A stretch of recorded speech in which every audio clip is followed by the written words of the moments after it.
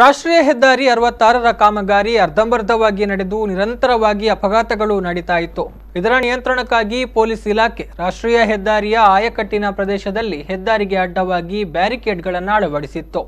ಇದೀಗ ಅಪಘಾತಗಳನ್ನು ನಿಯಂತ್ರಿಸಬೇಕಾದ ಬ್ಯಾರಿಕೇಡ್ಗಳು ಜಾಹೀರಾತು ಫಲಕಗಳಾಗಿ ಅಪಘಾತಕ್ಕೆ ಕಾರಣವಾಗ್ತಾ ಇದೆ ಎನ್ನುವಂತಹ ಆರೋಪ ಕೇಳಿ ಬರ್ತಾ ಇದೆ. ಹೆಸರಿಗೆ ಬ್ಯಾರಿಕೇಡ್ ಎನ್ನಬೇಕಾಗಿದ್ರೂ ಇದೀಗ ಅದು ಜಾಹೀರಾತು ಫಲಕಗಳಾಗಿ ರೂಪಾಂತರಗೊಂಡಿದ್ದು, ಹೆದ್ದಾರಿ ಇಕ್ಕೆಲೆಗಳಲ್ಲಿ ಇರಬೇಕಾಗಿದ್ದ ಜಾಹೀರಾತು ಫಲಕಗಳು ಹೆದ್ದಾರಿ ಮಧ್ಯಭಾಗವನ್ನ ಬ್ಯಾರಿಕೇಡ್ ಹೆಸರಲ್ಲಿ ಅಲಂಕರಿಸಿ ಅಪಘಾತಗಳಿಗೆ ನಾಂದಿಯಾಗ್ತಿದೆ. ಹಲವೆಡೆ ಬ್ಯಾರಿಕೇಡ್ಗಳಿಗೆ ಮಿಂಚುವ ಸ್ಟಿಕ್ಕರ್ ಅಳವಡಿಸುವ ಕಾರಣ ವಾಹನಗಳು ಹತ್ತಿರಕ್ಕೆ ಬರುವ ತನಕವೂ ಬ್ಯಾರಿಕೇಡ್ ಗಮನಕ್ಕೆ ಬರುತ್ತಿಲ್ಲ.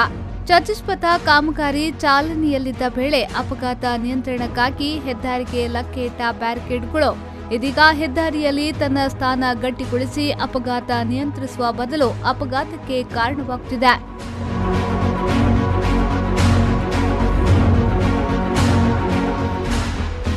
ಈ ಬ್ಯಾರಿಕೇಡ್ಗಳು ಜಾಹೀರಾತು ಫಲಕಗಳಾಗದೆ ಮೂಲ ಸ್ವರೂಪದಲ್ಲಿರಲೆ, ಸುಸ್ಥಿತಿಯಲ್ಲಿರುವ ಬ್ಯಾರಿಕೇಡ್ಗಳು ಮಾತ್ರ ಸೇವೆಗಾಗಿರಲೆ.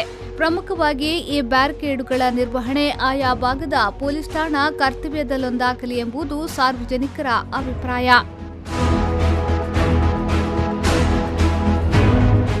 ಸುರೇಶ್ ಶರ್ಮಾಳ್, ವಿ4 ನ್ಯೂಸ್ 10 ಪಡುಬಿದ್ರೆ.